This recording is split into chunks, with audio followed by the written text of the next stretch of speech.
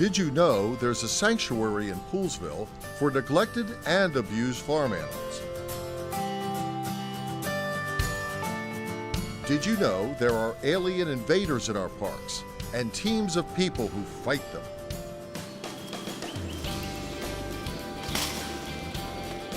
Did you know you can donate a bike and it'll end up helping people in developing countries?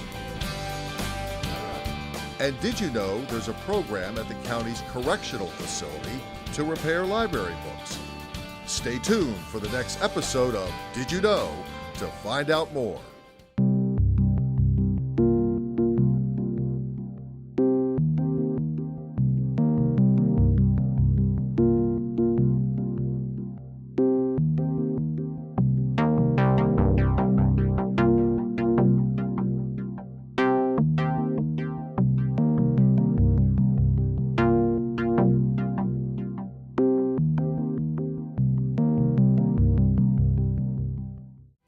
Montgomery County, Maryland is host to many organizations that are here to help. In today's show, we will look at 4 of them: Poplar Spring Animal Sanctuary, Weed Warriors, Bikes for the World, and the Library Book Repair Program.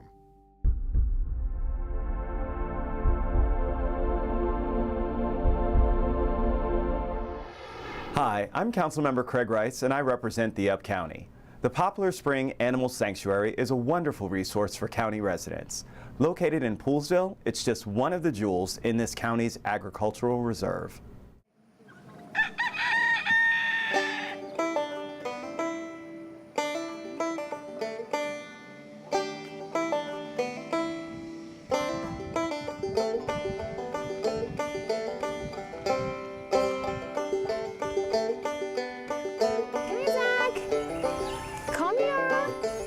My name is Terry Cummings, and my position is I'm the co-director and co-founder of Poplar Spring Animal Sanctuary, which is a 400-acre refuge for abused and abandoned farm animals. We don't take injured wildlife. We're mostly a sanctuary for farm animals. We started because we felt there was a real need for a refuge for farm animals. A lot of our animals actually come from the city. Chick, chick, chick, chick, chick, chick, chick. A lot of our chickens and sheep and goats have actually been found in DC. And he was rescued from a parking lot. Someone had taken 6 baby chicks and tied them up in a plastic bag and just left it in a parking lot, a giant parking lot. And somebody just happened to hear peeping coming out of the box, and so they opened it and found these little baby chicks. Harrison was one of the survivors. There are a lot of sanctuaries for dogs and cats and even horses, but not so much for cows and pigs and goats. This is Emily. She is totally blind. She was born blind, and her owner just abandoned her when she was a little calf. We talked to the humane societies in the area, and they told us that a lot of times they actually had to euthanize animals that they rescued just because there were no homes for them. So Zachary is our youngest goat. He's only about 9 months old, and he was found on somebody's deck in Greenbelt. The owner said he was going to sacrifice him for New Year's. There's a religion called Santeria, and they do animal sacrifices as part of their religious ceremonies. It went through the court system in the United States, and under freedom of religion, they are allowed to do that. It was January, and he was left outside in the cold in -degree weather. And he was so cold that he was crying, and somebody thought it was a human baby, and so they called the police. Farm animals, unfortunately, are exempt from all the anti-cruelty laws that would apply to like a dog or cat. Come here, Gloria. You want a little banana? We have about 200 rescued animals. They are all come to us from humane societies up and down the East Coast. If they find them abandoned or if they take them in from a cruelty case, they'll call us, and if we have space, we bring them here. And once they come here, they get to live here for the rest of their life. So Charlotte was rescued in Hagerstown when she was just 1 day old. She was found on the side of a highway. She fell off of a truck on her way to an auction. She still had her umbilical cord attached.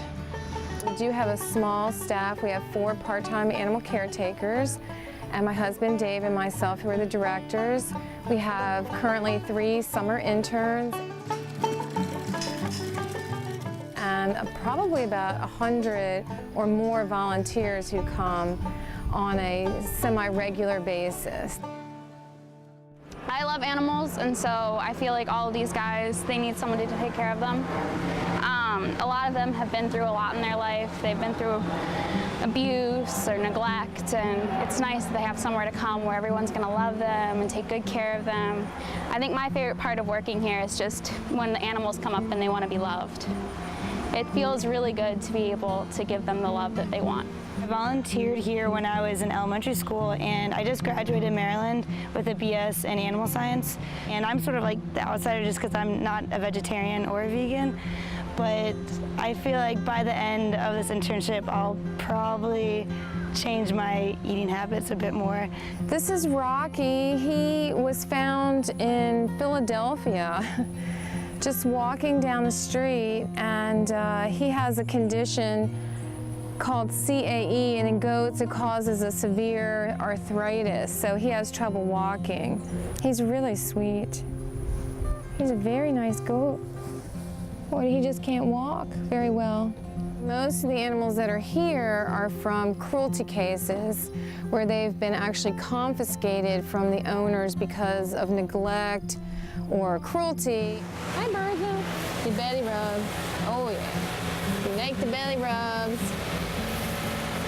It's a starvation case where the owner, for whatever reason, has just stopped feeding their animals, and some of them have already died. Usually it has to get to that level before they can legally go in and confiscate the remaining survivors and then try to find homes for them. The other reason that we get animals is from abandonment. We had a truckload of pigs. Our biggest rescue of all was in 1998. We got a truckload of 171 pigs that was abandoned in D.C. on its way to a slaughterhouse in Pennsylvania, and the driver just pulled over in northeast D.C. with his tractor trailer 3 levels high and left it there. We have a program whereby you can sponsor an animal. Instead of adopting him and taking him home, the animal gets to stay here, and people can pay a monthly contribution, which is tax deductible, and they can come and visit their animal whenever they want, and it helps to pay for their feed and hay and vet care throughout the year. Siona has Audrey. She's a Japanese silky hen. You can hardly see her eyes from all the puffy hair. They wanted to sell her, and they thought if she was spray painted yellow and green, she would sell. She's a lot less yellow and green than she used to be. Each year we have 4 fundraisers to help raise money to take care of the animals. In May we have a run for the animals, which is a 5K run and a 1-mile fun walk. And then in July we participate in the Montgomery County Farm Tour, and where it's just like a big open house. People can come and visit the animals. And then in the fall, usually September, October, we have our big open house, which is our biggest event, where we have a big silent auction and a band and food donated from restaurants, and it's a lot of fun, and people can walk around that day and visit the animals too. And then the end of the year in November, right before Thanksgiving, usually the Saturday before Thanksgiving, we have our Thanksgiving with the turkeys. That's Perry. Now somebody dropped him off on our driveway this past Thanksgiving. Just left in the middle of our driveway. No note, no anything. They are the guests of honor. Instead of being on the dinner table, they get their own table, which we chop up fruits and vegetables and rice and tofu and things. And they actually get to eat first, and then we have a big vegan potluck afterward. Some of them came from the worst situations, but in the end, it's what saved their life.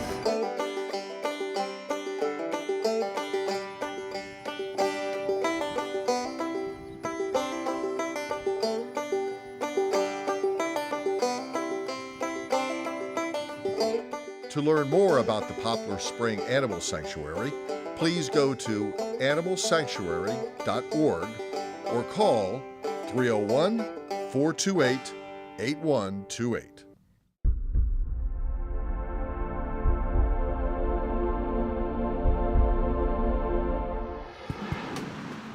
I'm very happy that you all are here today. My name's Carole Bergmann. I'm the forest ecologist, botanist for the park system here. I started this program in 1999, and now we've trained over 900 citizens like yourselves, which is thrilling to me because I want to be able to spread this message farther, and you're helping us do it, so thank you. In 1999, I had been working for the parks for about 5 years and realized we had a problem with invasive species. We needed some staff, we needed some money, and it's very hard to get these things to happen. So I thought, why don't we create a volunteer program? There are many people out there who love their parks and who want to help. And why couldn't I, as the forest ecologist for the county, create a program like that? Over this time period, since 1999, we have had over 53,800 volunteer hours over that time period, which means 27 work years of unpaid volunteer people loving their parks and working to preserve the habitat. What is a non-native invasive plant? The word non-native invasive really tells it all. Non-native means that it evolved in another country. It's not from here in the U.S. originally. And invasive, well, that tells the story right there. It grows quickly without any real control. This plant, its Latin name is Celestris orbiculatus. It's looking for you. It's looking for something to grab on. One of the major vines you find here in the Washington, D.C. area is porcelainberry, and another one is oriental bittersweet. This is actually a bittersweet vine, okay? Bittersweet, which starts from a tiny orange seed about the size of my fingernail, smaller than the size of my fingernail. And so you can imagine that this strangles trees, okay? This is a vine. And I call it anaconda vine. This is it. Does this look anything like that log that I showed you that strangled things? No.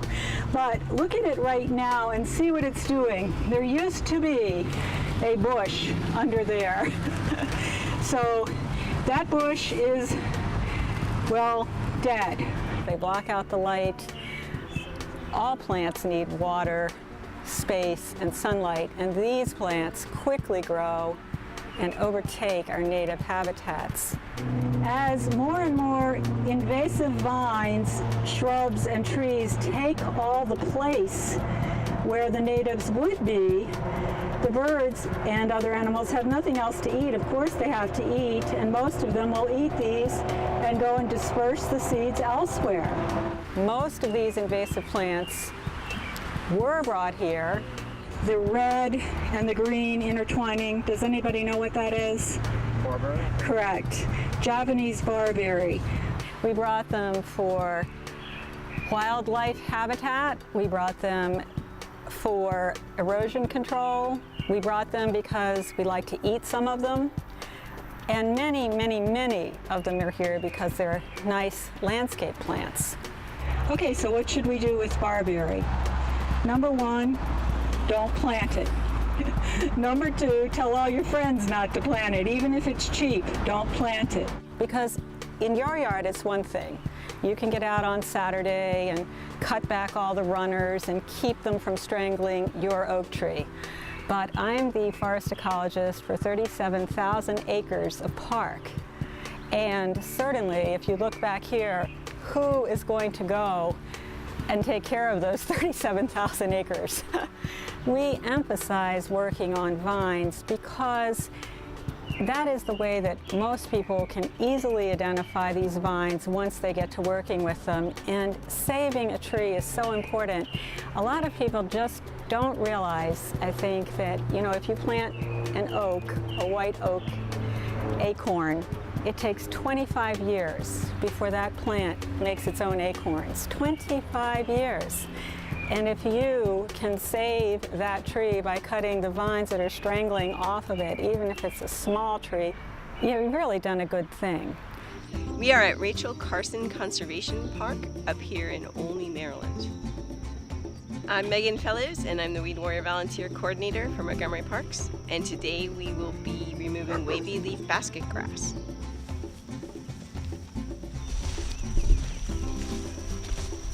We're almost there.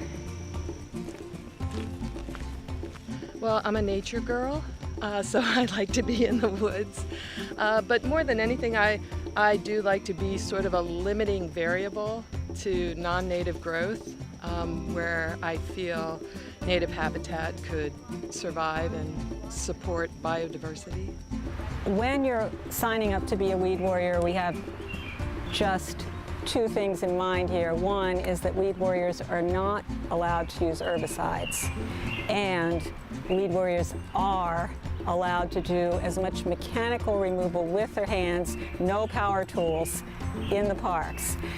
I like getting out in the woods and meeting people with the same interest as me, and just help to eradicate invasive species in Montgomery County in Maryland. Excellent. Rhizomes. The rhizomes are the underground stem of the wavy leaf basket grass. I work in the park that's close to my house, and also do these work days, and have worked in a few other parks with work groups. And every time I go out, I learn a bit more.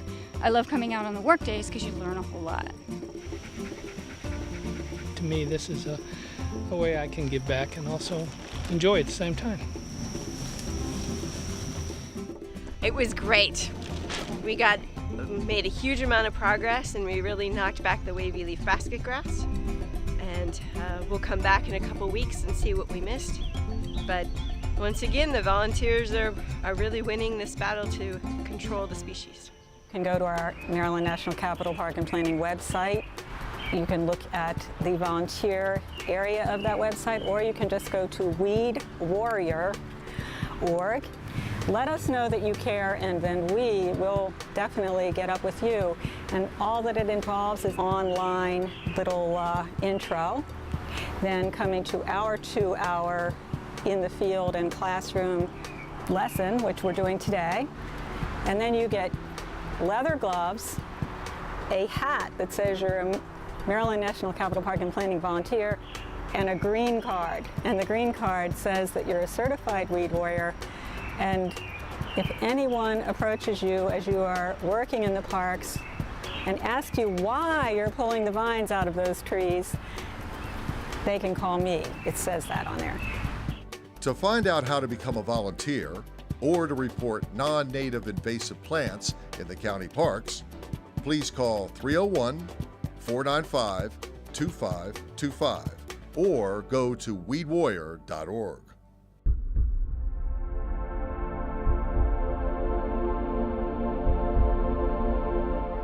Anyhow, these bikes we picked up, in, where did we get them? A local bicycle shop. It's actually a good bike, just needs some wheels. Bikes for the World. We are a nonprofit organization that has the mission of collecting unwanted bicycles, which exist in abundance in the United States, and we put them to productive use, either here or mostly internationally. A bicycle is a productive asset for a working person. I've been both a cyclist, and I also worked overseas in Latin America. And I spent 25 years traveling to Latin America and seeing people walking miles and miles and miles to get to work, to get to school, to deliver health services. Health workers in rural communities that were going around weighing babies and doing immunizations would walk door to door. And having a bicycle would double and triple their efficiency. and we collect thousands of unwanted bicycles here in the Washington, D.C., Baltimore region. We work here on King Farm in Rockville. I think we have about 500 to 600 bikes in the barn, and they really compact well. We work with about 100 community organizations. We work with here in Montgomery County with a number of Boy Scout troops. My name is Tyler Rodriguez, and I am doing an Eagle project. Here. I'm expecting at least 50, and if I get more than that, I would be totally happy with what I have accomplished today. I've got 3 bikes, my daughter's bikes, and they're now 17 and 15. These have been sitting in the garage, so I'm happy to donate them to the Boy Scouts. The previous owner of this vehicle is now in college, so this is a little bit too small for him. Thank you for donating. We are donating 3 bikes today. They used to belong to my sons, and they've outgrown them. They like them because they were their first bikes and all that. It's time to move on. You're going to take this and you put it into one of these, actually smaller. One of the big issues is people don't have transportation around the world. They don't have cars like the US, they're not as rich, they can't go out and buy cars, so they use bikes. Bikes are a main source of transportation. Good. Good job.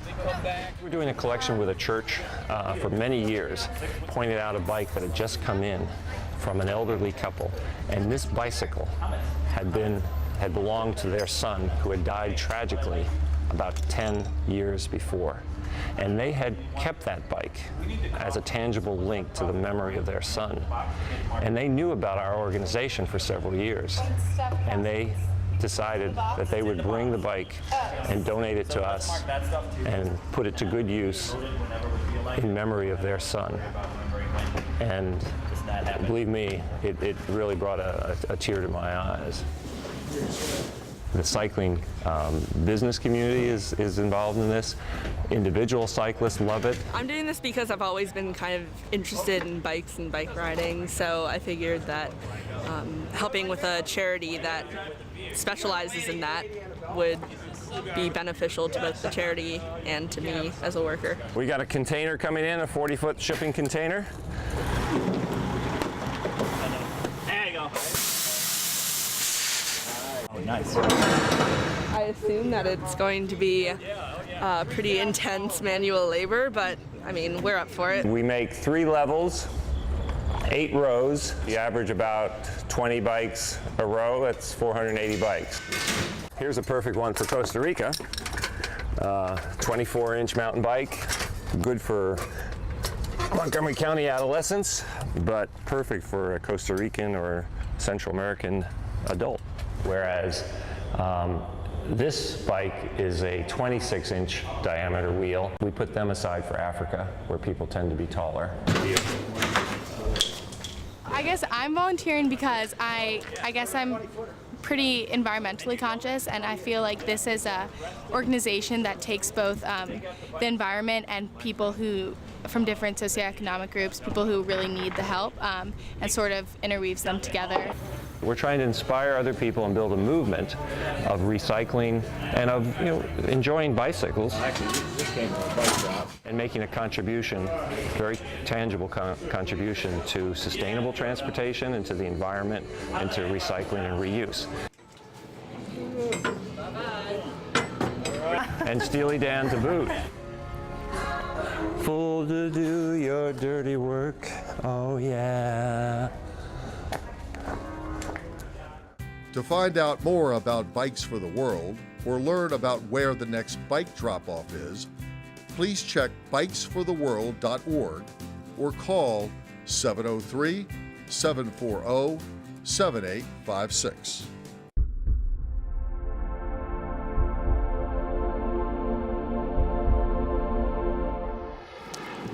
It's all about second chances.